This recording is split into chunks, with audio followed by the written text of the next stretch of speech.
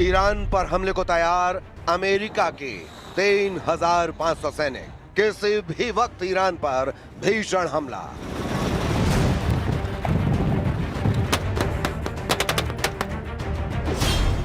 USS Tripoli युद्धपोत से Iran पर ग्राउंड हमले का सबसे बड़ा आदेश जारी।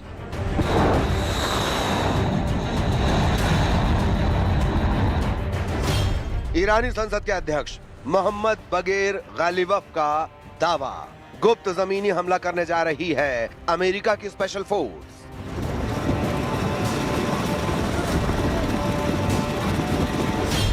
ईरान की धमकी, जमीनी हमला हुआ तो चुन चुन कर मार देंगे अमेरिकी सैनिक।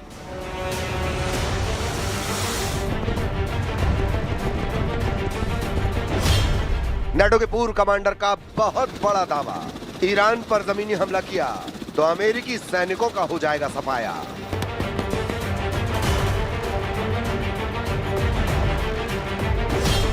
सऊदी अरब में प्रिंस सुल्तान एयरबेस पर ईरान का सबसे भीषण मिसाइल हमला।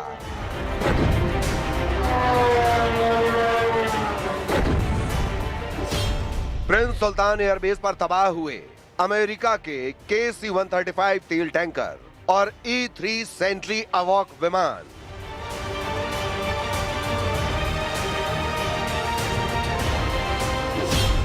पाकिस्तान में सऊदी अरब, मिस्र और तुर्की की ईरान मीटिंग। ईरान युद्ध में घुटनों पर आने लगा है अमेरिका।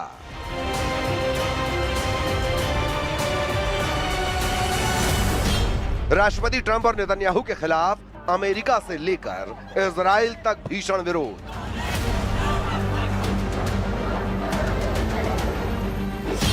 अमेरिका से लेकर इजराइल तक ट्रंप और नेतन्याहू के खिलाफ जनता की सड़कों पर खुली बगावत।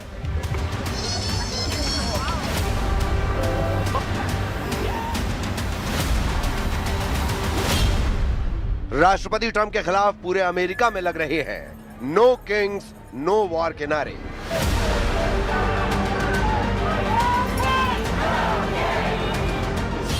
अमेरिका के सभी 50 राज्यों में 3,300 से अधिक कार्यक्रमों में लाखों लोगों ने भाग लिया। ट्रंप के खिलाफ अमेरिकी इतिहास का सबसे बड़ा युद्ध विरोधी प्रदर्शन।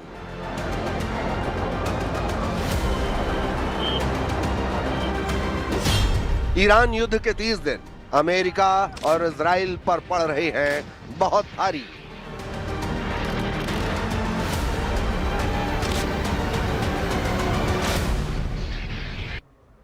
नमस्कार, बहुत बहुत स्वागत है न्यूज़ 18 इंडिया पर। मैं हूं आपके साथ सुरभि शिरपुरकर। किसी भी वक्त ईरान पर अमेरिका बहुत बड़ा जमीनी हमला कर सकता है। 3,500 यूएस मरीन पश्चिमी एशिया पहुंच चुके हैं। इधर ईरान ने अमेरिका और इजराइल को धमकी देते हुए दो टूक कह दिया है कि अगर जमीन से ईरान पर हमला हुआ तो अमेरिका और इजराइल का एक भी सैनिक जिंदा नहीं बचेगा। हम ईरान की जमीन पर अमेरिका सैनिकों का कब्रिस्तान बना देंगे। वहीं दूसरी तरफ अमेरिका और इजराइल में ट्रंप और नेतन्याहू के खिलाफ जबरदस्त विरोध प्रदर्शन शुरू हो गए हैं।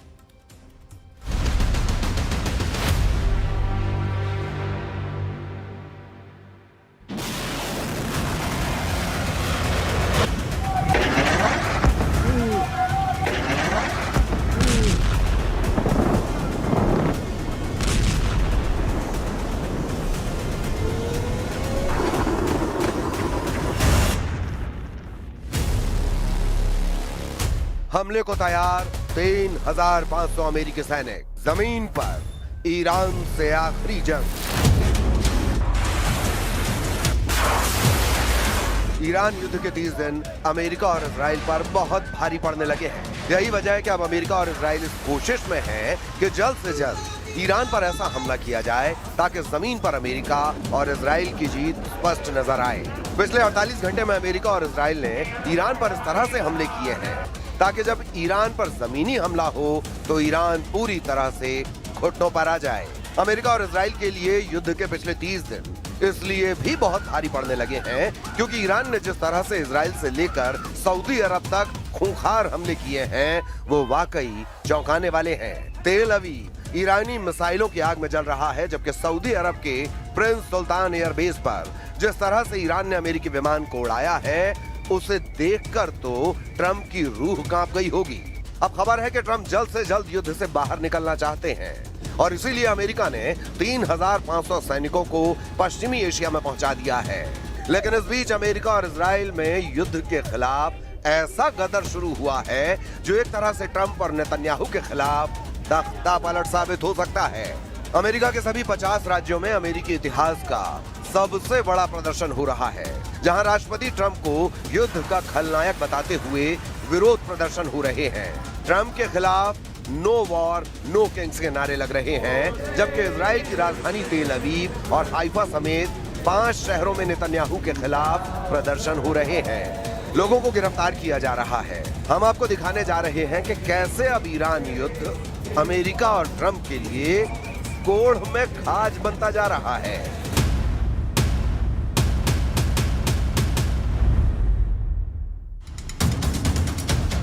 ईरान पर जमीनी हमला, चुन चुन मारेंगे अमेरिकी सैनिक।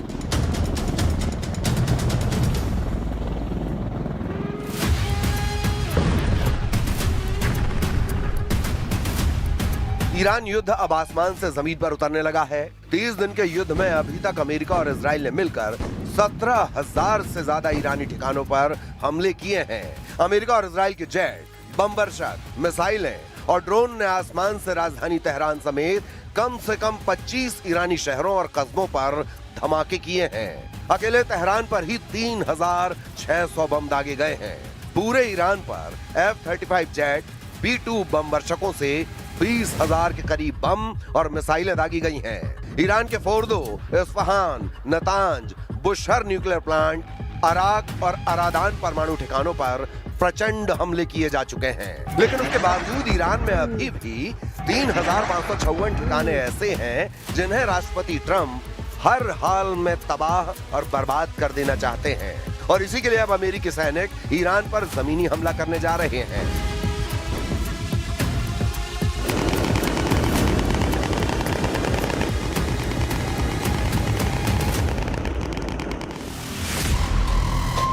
24 घंटे पहले अमेरिका के राष्ट्रपति डोनाल्ड ट्रंप ने अमेरिका के मियामी में ऐलान किया है कि अभी ईरान पर बहुत बड़ा हमला करने वाले हैं। ट्रंप के मुताबिक अभी ईरान में अमेरिका 3,554 ठिकानों पर हमला करने जा रहा है।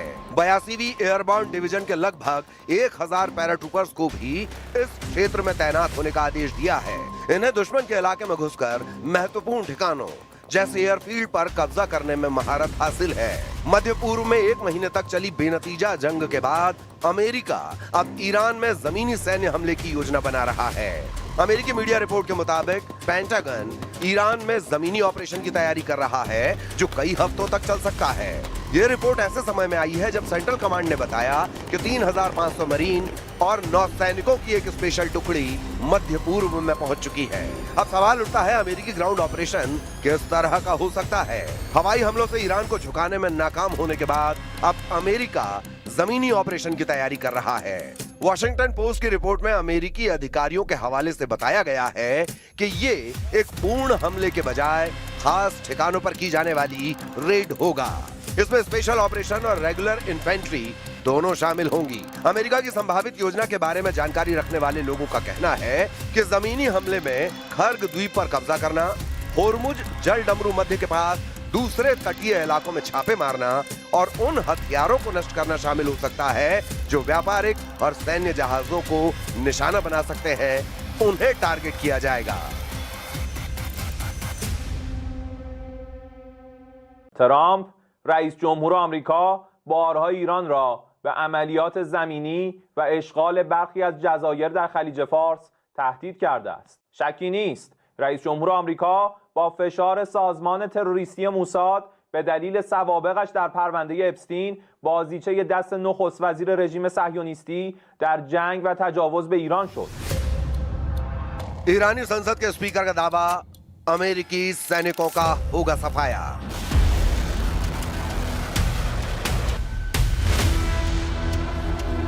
इस बीच ईरान ने अमेरिकी सैनिकों को संभावित जमीनी ऑपरेशन के खिलाफ चेतावनी दी है। ईरान के प्रमुख अंग्रेजी अखबार तेहरान टाइम्स ने अपने फ्रंट पेज पर वेलकम टू हेल यानी नर्क में आपका स्वागत है शीर्षक से लेख लिखा है, जिसमें धमकी दी है कि अगर अमेरिकी सैनिक ईरान की जमीन पर उतरते हैं तो वो ताबूत में ही वापस जाएंगे। ईरान, इजराइल और अमेरिका के बीच जारी इस भीषण युद्ध के 30वें दिन ईरानी संसद के स्पीकर मोहम्मद बकीर गालिबफ ने अमेरिका को अब तक की सबसे कठोर चेतावनी दी है। गालिबफ की चेतावनी की 5 मुख्य बातें जान लीजिए। अमेरिकी सैनिकों को आग के हवाले कर देंगे। गालिबफ ने सरकारी समाचार एजेंसी इरना के जरिए बयान में कहा है, हमारे जाबाज जमीन पर अमेरिकी सैनिकों के आने का बेसब्री से इंतजार कर रहे हैं ताकि उन्हें आग के हवाले किया जा सके और उनके क्षेत्रीय सहयोगियों को हमेशा के लिए सबक सिखाया जा सके। अमेरिका पर दोहरी चाल का आरोप लगाते हुए कहा है कि अमेरिका दुनिया के सामने बातचीत और कूटनीति का नाटक कर रहा है, लेकिन गुप्त रूप से ईरान पर जमीनी हमले की साजिश रच रहा है। उन्होंने इसे अमेरिका का धोखा करार दिया।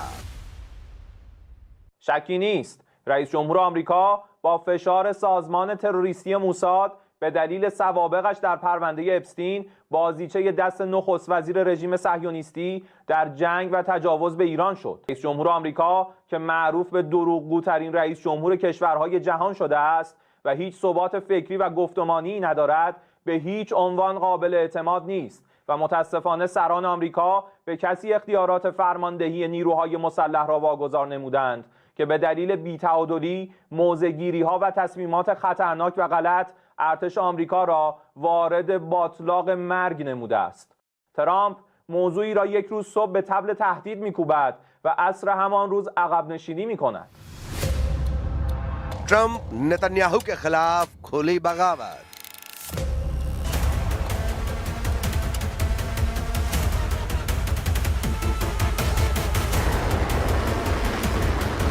ईरान, इजराइल और अमेरिका के बीच जारी भीषण युद्ध के बीच अमेरिका और इजराइल दोनों ही देशों में बड़े पैमाने पर विरोध प्रदर्शन हो रहे हैं। ये प्रदर्शन युद्ध को तुरंत रोकने और नागरिक मौतों के खिलाफ किए जा रहे हैं।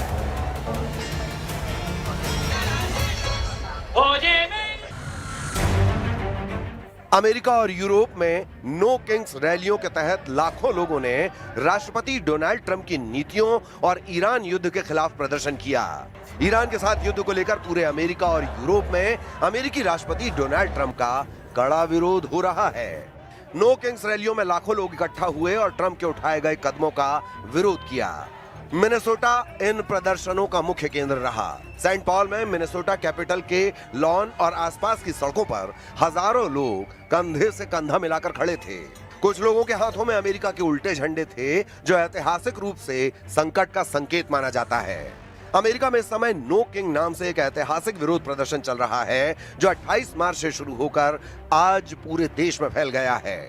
अमेरिका के सभी 50 राज्यों में लगभग 3,300 से अधिक स्थानों पर रैलियां निकाली गई हैं। आयोजकों का दावा है कि यह अमेरिकी इतिहास का सबसे बड़ा एक दिवसीय राजनीतिक लामबंदी हो सकती है। प्रदर्शनकारी राष्ट्रपति ट्रंप की युद्ध नीतियों, तानाशाही रवैये और अप्रवासन के खिलाफ आईसीई की कार्रवाई का विरोध कर रहे हैं। No kings, no ICE, no war, यानी न कोई राजा, न कोई आइस, न कोई युद्ध, ये नारे ट्रंप के खिलाफ लग रहे हैं। मिनेसोटा में हुए प्रदर्शन में ब्रूस स्प्रिंगस्टीन और बर्नी सैंडर्स जैसी हस्तियां शामिल हुईं, जबकि वॉशिंगटन डीसी में लाखों लोगों ने व्हाइट हाउस के पास मार्च किया। अमेरिकी आयोजक का अनुमान है कि नो किंग्स रैलियों के पहले 2 दौर में जून में 50 लाख से ज्यादा और अक्टूबर में 70 लाख लोग शामिल हुए। इस हफ्ते उन्होंने पत्रकारों को बताया कि इस बार उन्हें 90 लाख लोगों के शामिल होने की उम्मीद है।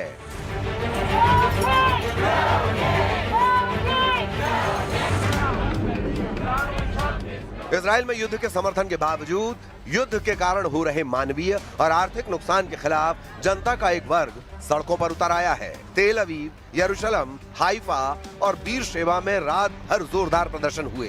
तेल अवीव और हाइफा में प्रदर्शनकारियों और सुरक्षा बलों के बीच तीखी झड़पें हुई। पुलिस ने अब तक 21 से अधिक प्रदर्शनकारियों को गिरफ्तार किया है।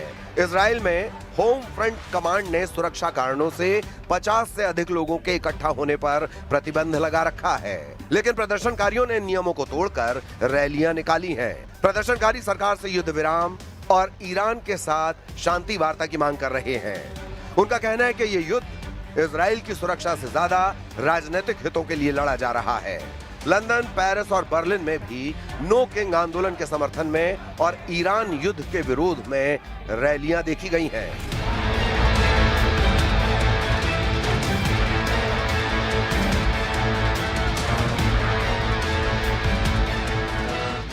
अब इन हालात में देखना होगा कि आने वाले दिनों में ईरान युद्ध में क्या क्या होता है और किसका पलड़ा भारी रहता है।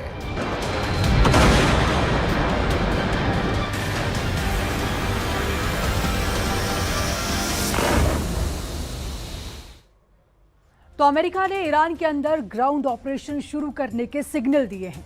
तो जवाब में मुश्तबा खामेनी के जनरलों ने अमेरिका के अंदर भयानक हमलों की तैयारी कर ली है।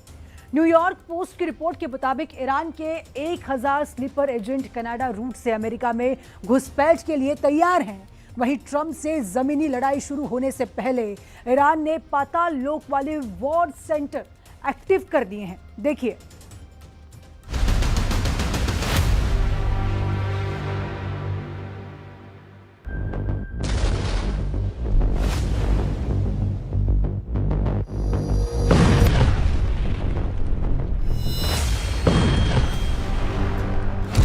खामनेई के लड़ाकों ने संयुक्त अरब अमीरात के एल्यूमिनियम प्लांट को मिसाइल और ड्रोन से उड़ा दिया।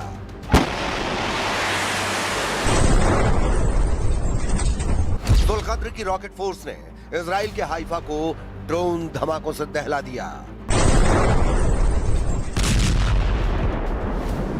ईरान ने विक्ट्री, अरफजान और अल खार्ज में ट्रंप के एयर और ड्रोन अड्डों को फोड़ डाला।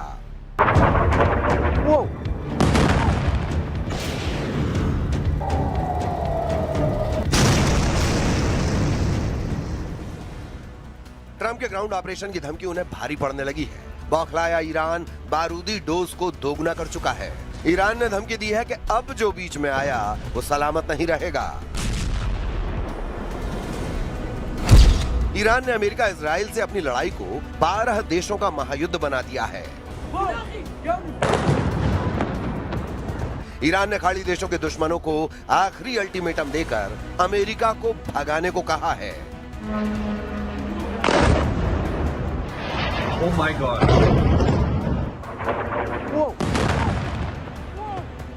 ईरान ने ऐलान कर दिया है कि अगर अमेरिका खाड़ी से नहीं भागा तो 7 अमीरात खाक कर डालेगा।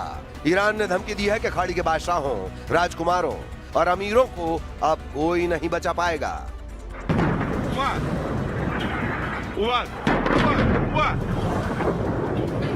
इस युद्ध में अब सब जायज होता जा रहा है, क्योंकि हर तरह के हथियार चलाए जा रहे हैं, हर पैंतरा आजमाया जा रहा है, गहरी साजिश रची जा रही है। बेगुनाहों पर बमों की बौछार शुरू हो चुकी है। लड़ाई की शुरुआत ही इतने भयानक अंदाज में हुई थी कि अब हर गुजरता दिन भयावह होता जा रहा है। इधर ईरान ने 2 साल तक युद्ध लड़ने की धमकी दे डाली है। इतने लंबे वक्त तक युद्ध खिंचा तो अमेरिका, इजराइल और खाड़ी के मुल्कों का घमंड मिट्टी में मिल सकता है। लेकिन अमेरिका युद्ध से उल्टे पैर भागने का मूड बना चुका है। ट्रंप कई दिनों से दावा कर रहे हैं कि ईरान हार चुका है। अब उपराष्ट्रपति जेडी वेंस ने भी कहा है कि युद्ध से निकलने का टाइम आ गया है।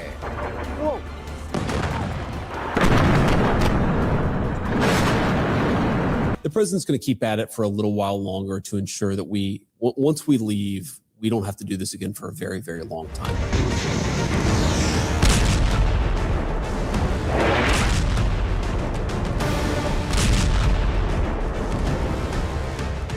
अमेरिका जंग से निकलने का एग्जिट गेट तलाश रहा है, लेकिन ईरान उससे सभी दरवाजों पर टकरा रहा है। अमेरिका को बैकफुट पर लाने के लिए ईरान ने खाड़ी में उसके अड्डों वाले देशों की तबाही शुरू कर दी है। सऊदी अरब को दहलाने के बाद अब ईरान ने अमेरिका को सबसे ज्यादा यूएई में झटका देना शुरू कर दिया है। ईरान ने सिग्नल दिए हैं कि वो यूएई के 7 अमीरात को टारगेट बना चुका है। युद्ध की शुरुआत में ईरान ने यूएई की राजधानी यानी पहले अमीरात अबू धाबी पर मिसाइलों से हमला किया। इसके बाद दूसरे अमीरात दुबई के आलीशान बिल्डिंगों, एयरपोर्ट को ईरान ने शाहिद ड्रोन के धमाकों से मटियामेट किया। लेकिन अब ईरान के निशाने पर शारजा, अजमान, अल कुवैन, रास अल खैमा और फुजैराह यानी सातों के सातों अमीरात बताए जा रहे हैं।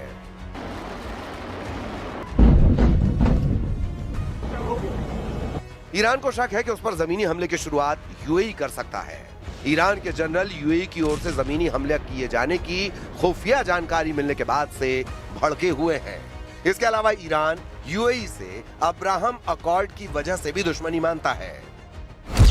साल 2020 के अब्राहम समझौते के बाद से यूएई की इजराइल से करीबी बढ़ी है, जिससे ईरान संयुक्त अरब अमीरात से खार खाए बैठा हुआ है।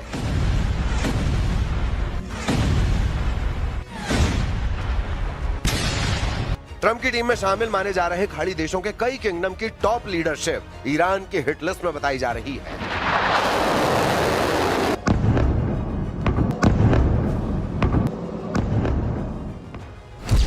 इसमें सबसे ऊपर सऊदी अरब के क्राउन प्रिंस मोहम्मद बिन सलमान हैं, क्योंकि सलमान पर ही ट्रंप को युद्ध के लिए भड़काने के आरोप लगे हैं।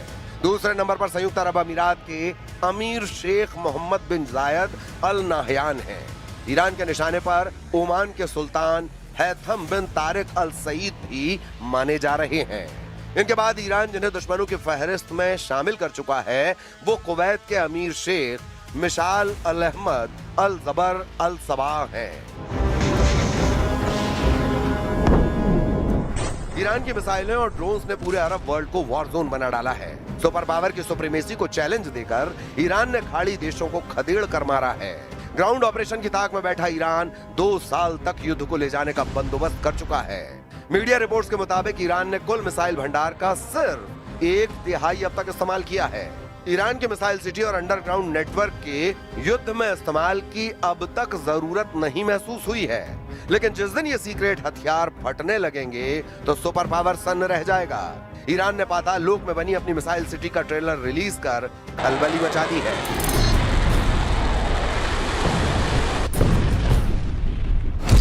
ईरान ने मिसाइल लॉन्चर्स को पहाड़ों के नीचे 1400 फीट तक की गहराई में तैनात कर रखा है। जाग्रोस पर्वतों की कठोर चट्टानों का कवच इस मिसाइल सिटी को हर हमले से बचाता है, जहां से रेल लॉन्च सिस्टम के जरिए मिसाइलों से हमला किया जाता है। इन सुरंगों में सबवे की तरह रेल ट्रैक बिछाए गए हैं, जिससे मिसाइलों को तेजी से एक जगह से दूसरी जगह ले जाया जा सकता है, जिससे दुश्मन के लिए सटीक टारगेट लॉक करना लगभग नामुमकिन हो जाता है।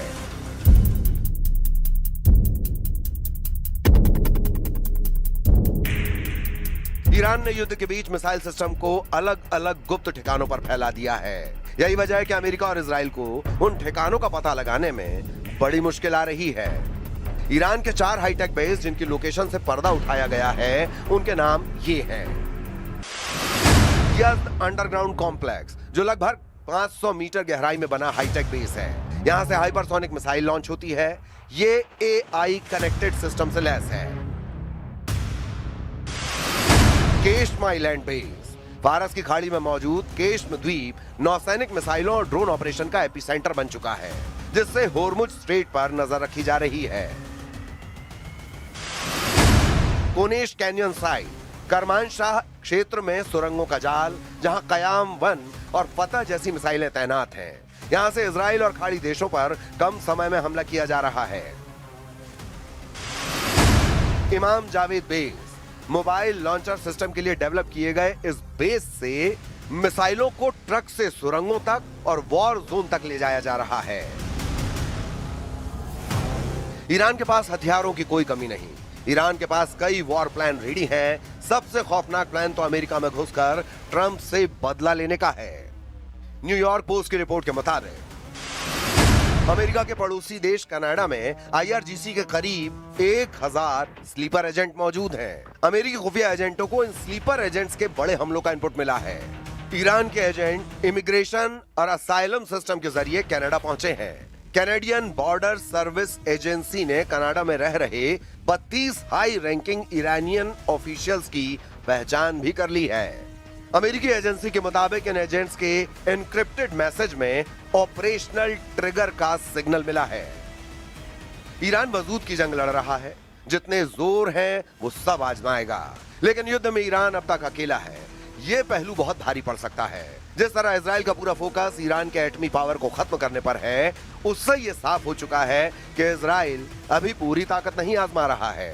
इजराइल के आर्मी चीफ ने जानकारी दी है कि वो सभी फ्रंट पर ईरान को कमजोर करने में लगे हैं।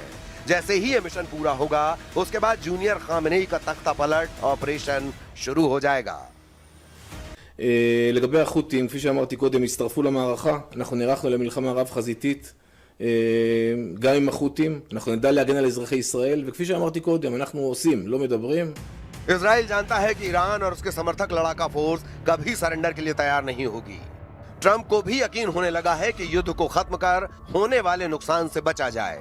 इसी वजह से उन्होंने अपने एजेंटों को बैक चैनल से बातचीत का प्लॉट तैयार करने का ऑर्डर दे दिया है। पाकिस्तान के इस्लामाबाद में सऊदी अरब, तुर्की और मिस्र के विदेश मंत्रियों की बैठक ट्रंप के मिशन को पॉसिबल बनाने के लिए की गई है। लेकिन ईरान इन देशों को भाव देने को तैयार नहीं है। ईरान को अपनी तैयारी पर कॉन्फिडेंस है। उसकी मिसाइलों का गोदाम जब तक भरा है, वो युद्ध से पीछे नहीं हटने वाला।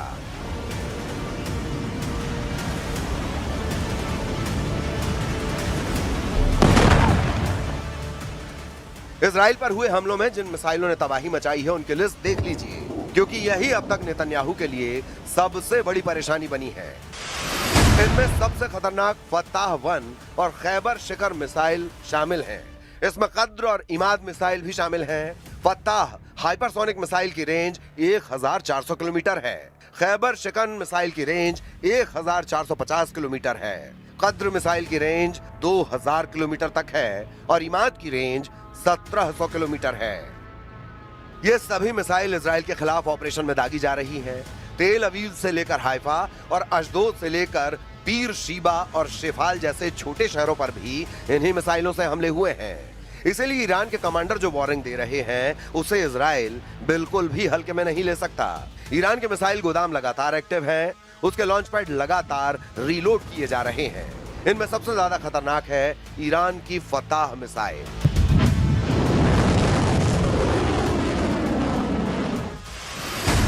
फताह की खासियत है कि यह तेज रफ्तार के साथ अपनी दिशा भी बदलती है, यानी एक ट्रेजेक्टरी में हमला नहीं करती।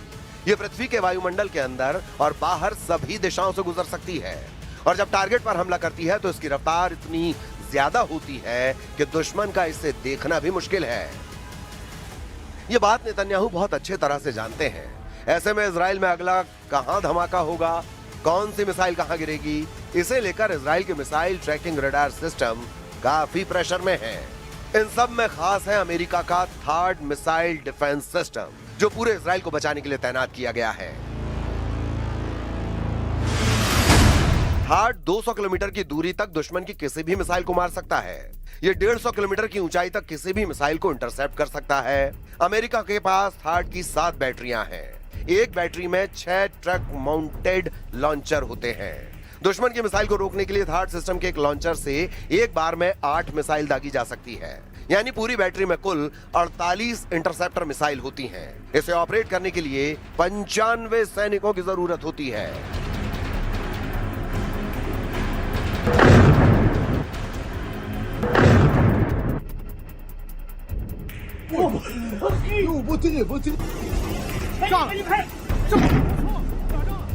इजराइल में ऐसे 2-2 सिस्टम तैनात रहे, लेकिन क्या ये काफी साबित हुए? बिल्कुल नहीं। हाइफा और तेल अवीव में गिरती हुई मिसाइलों ने बताया है कि ईरान एक बार में सैकड़ों मिसाइल फायर करने की ताकत रखता है और उनको रोकना ना इजराइल के बस की बात है, ना ही अमेरिका इसमें 100% कामयाब रहा है। अगले 24 घंटे इजराइल के लिए बहुत खतरनाक होने वाले हैं। अगर नेतन्याहू ईरान के लॉन्च पैड वाले अड्डों को तबाह करने में नाकाम रहे तो समझ लीजिए इजराइल और अमेरिका को लगातार बड़े बड़े झटके मिलते रहेंगे। ईरान से युद्ध को लेकर अमेरिका और इजराइल को ऐसे ही सिग्नल लगातार मिल रहे हैं।